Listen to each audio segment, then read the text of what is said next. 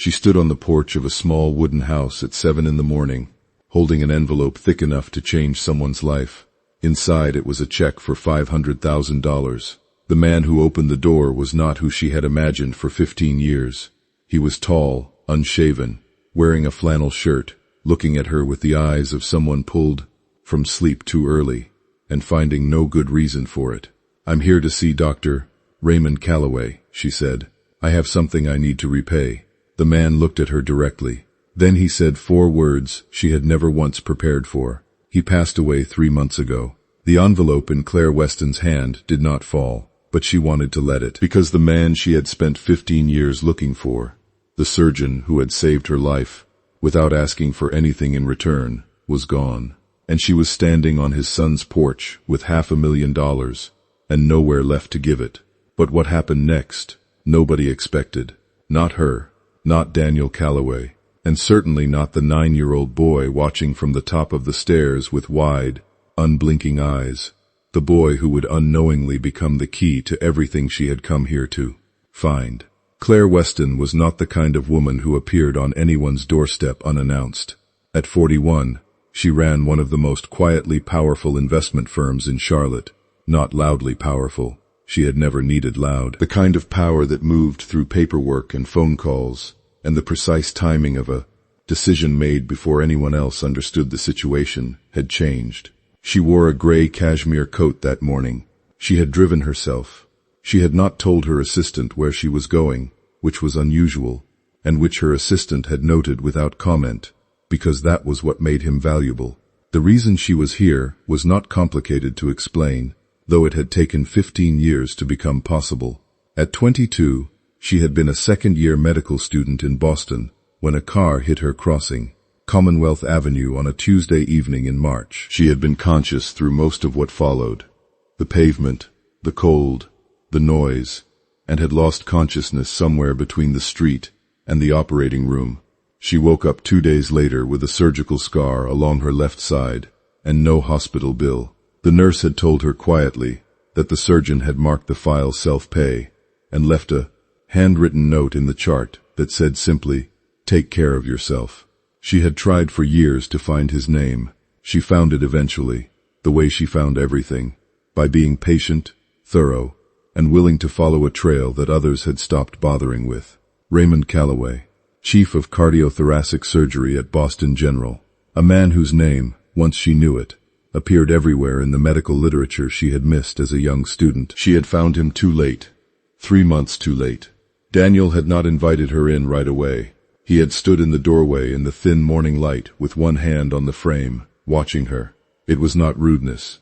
It was the deliberate stillness of someone who had learned that the first words a stranger offers are rarely the whole story. She told him who she was. She told him why she was there, and he listened to all of it without moving much, except for a small tightening along the jaw when she said the word Boston. Then he stepped back and let her in, not because he wanted to, but because small footsteps had already appeared on the stairs behind him, and Owen was watching from the landing with the wide-eyed, unguarded curiosity of a 9-year-old who had heard every word. The inside of the house was tidy in the way a man keeps a house when he is raising a child alone.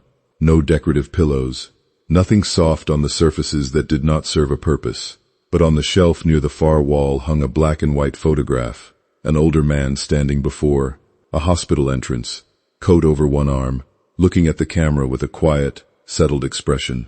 Claire recognized him immediately. Raymond, younger than she had ever imagined him, but unmistakably the same man whose kindness had redirected the entire course of her life. Daniel made coffee. Owen ate cereal at the counter.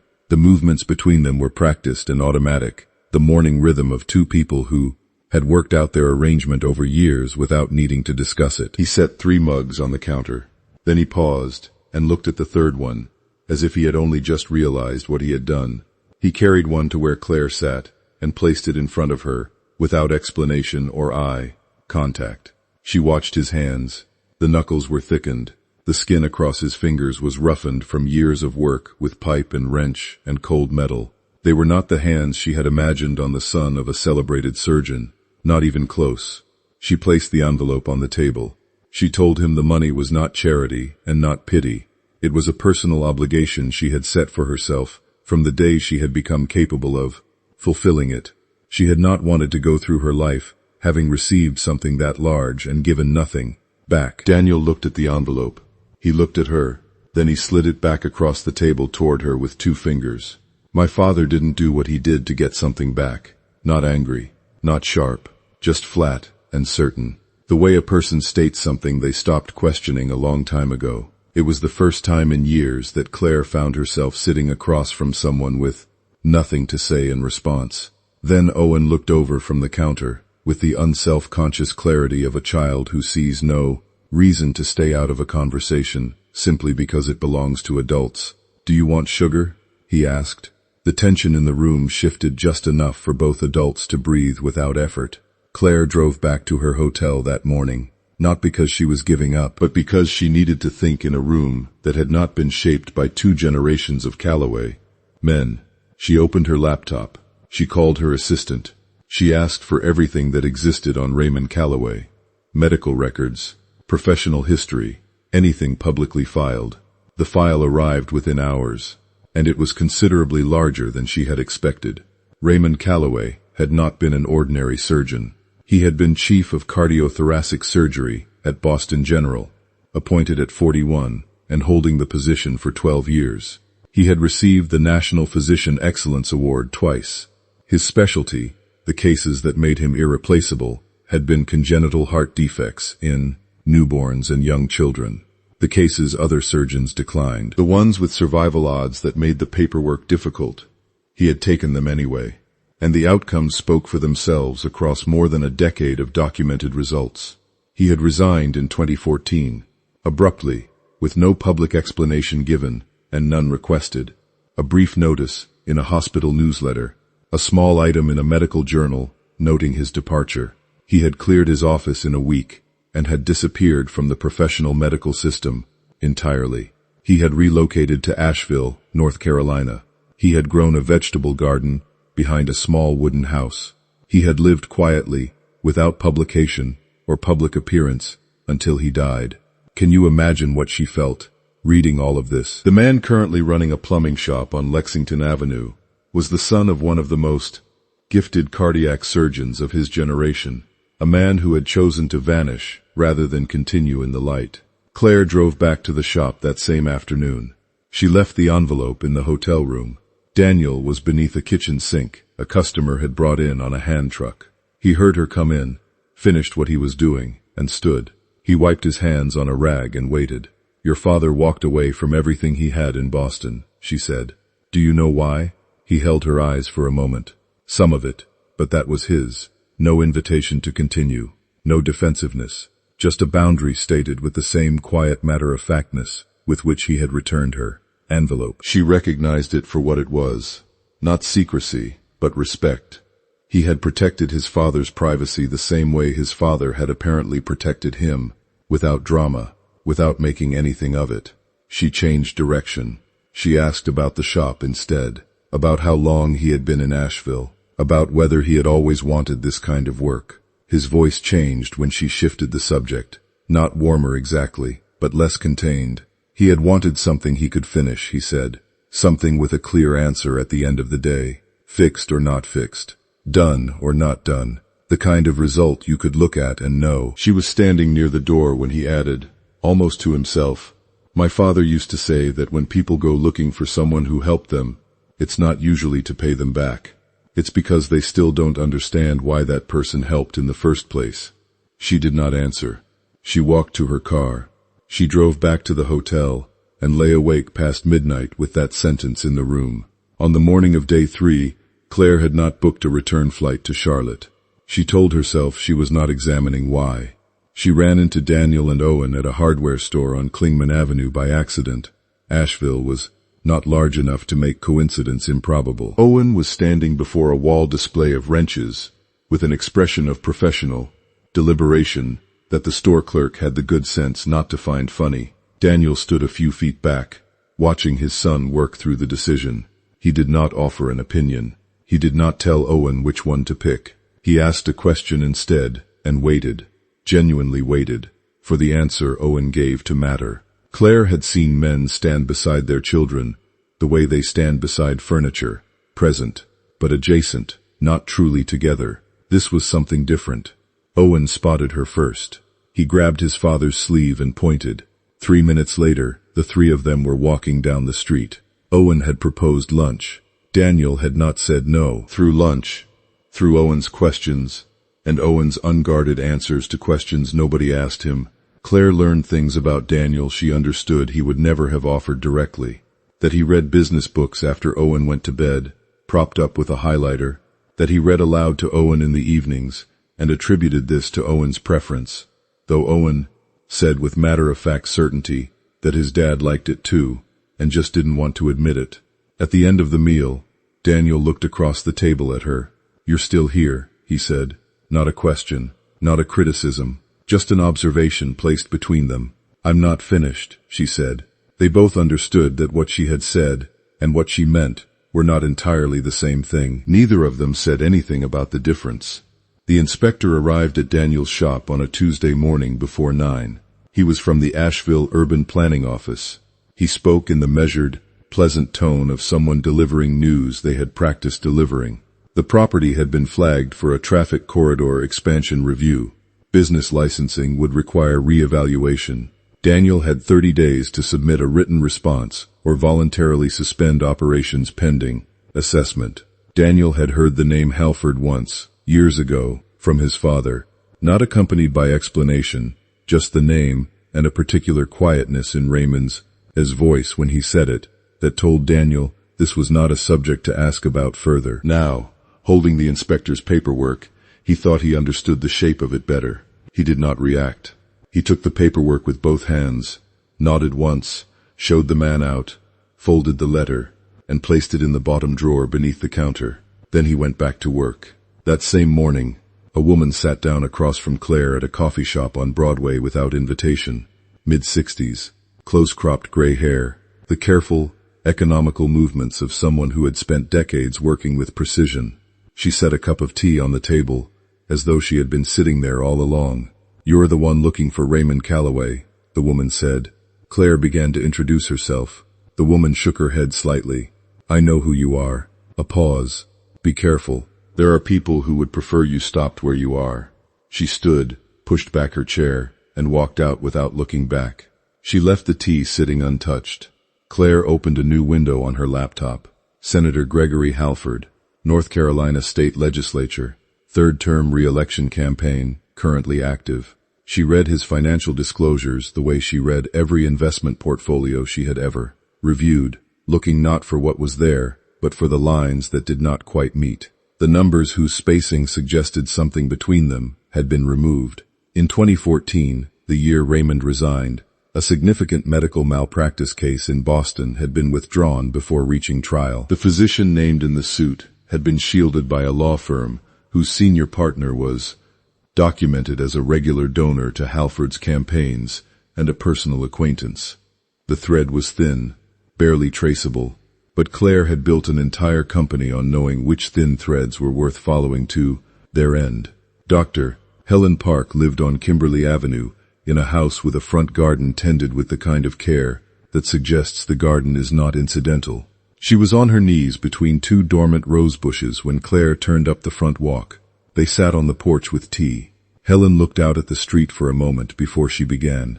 Raymond had been asked to sign a medical report he knew to be false. A physician who moved in Halford's extended circle had been named in a malpractice suit. A patient had died. The circumstances warranted full examination and had not received it.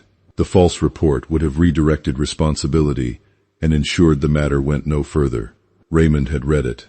He had understood what it was. He had put it back on the table and said no.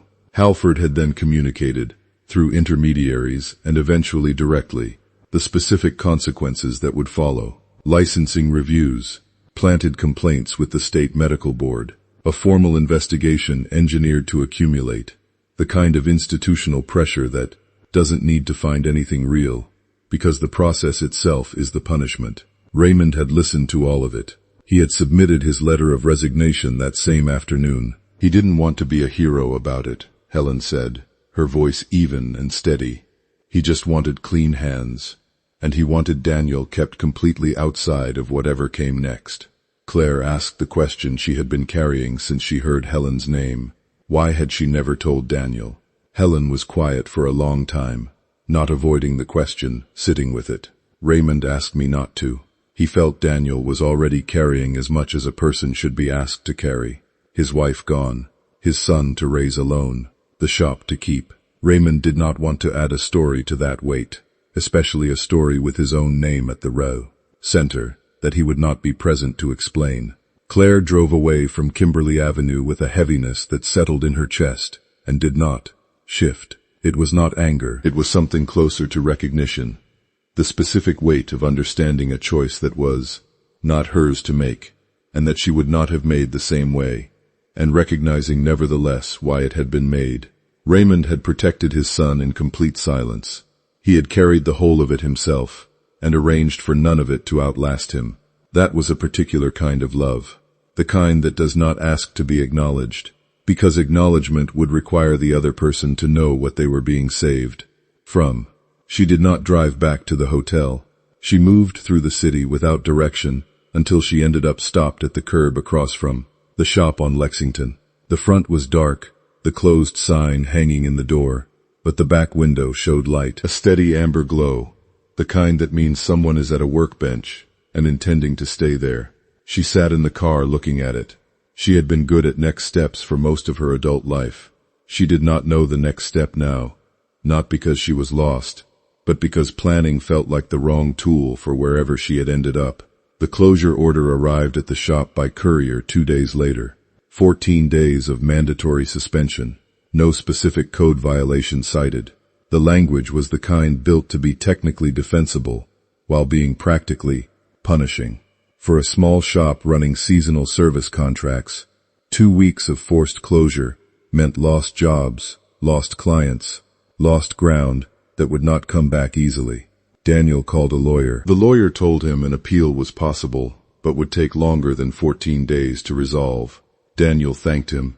He sat in the empty shop and did not say anything to anyone. That afternoon, he sent Claire a text. 3 sentences. The facts stated without any request attached. Just the situation, communicated the way you tell something to a person you have come to think of as someone who should know. She read it twice. Then she opened her contacts and dialed Senator Halford's legislative office. She gave her name to the receptionist without softening. She said she believed she and the senator had a subject worth discussing in person. She named Raymond Calloway. She named the year 2014. Halford called back in 19 minutes. They met the following morning. Claire arrived with a thin folder. Inside was a timeline assembled from public records and financial disclosures. The billing activity of Halford's legislative office between 2013 and 2015. The name of the attorney who had managed the malpractice case withdrawal, and one document she had been particularly careful in locating. An invoice for legal consulting services rendered to Halford's office, dated 3 days after Raymond Calloway submitted his resignation to Boston General. "I have no plans to use any of this," she said. Her voice had the same even quality she carried in every investment meeting, where the numbers were already on the table and there was nothing left to perform. Not unless you continue to make things difficult for Daniel Calloway. Halford looked at the folder. He looked at her. The smile stayed in place. It simply stopped operating above the level of the mouth. 3 days later, at 6 in the morning, an email arrived in Daniel's inbox from the city planning office. The closure order had been rescinded. Revised assessment of corridor expansion priorities. Daniel read it standing at the kitchen counter with a cup of coffee he had not yet drunk. Owen was still asleep upstairs. The house was quiet. He stood there longer than 4 sentences required. Then he put down the coffee and started the day. He came to the hotel that evening without Owen and without anything requiring exchange. He stood at the door and said it directly. "I know it was you. I don't need you to confirm it. I just wanted to say thank you out loud instead of in writing." Claire opened the door wider. He came in, and there, at the small table by the window, not on a sofa, not across a desk, not in a restaurant, they talked the way 2 people talk when there is nothing left to accomplish and no reason left to be careful. He talked about his father. She told him about leaving medical school, about the accident, and how waking up on the other side of it had clarified not her medicine, but her purpose. That money, structured correctly and deployed with intention, could protect people in ways a surgical residency would not have let her reach. She said this not to justify herself. She said it because she was sitting across from someone who had asked her nothing, and with whom she felt no particular need to perform an explanation. She had come to his door with a thick envelope, certain of the transaction, certain she understood the shape of what she owed. She had been wrong about that. Completely, irreversibly wrong. She had not come to repay a debt. She had come to understand one, and in doing so, she had found something neither of them had been looking for. Sometimes the most important arrivals in a life do not announce themselves as such. They appear at the door at 7 in the morning, holding something they think is the whole story, and they are just beginning.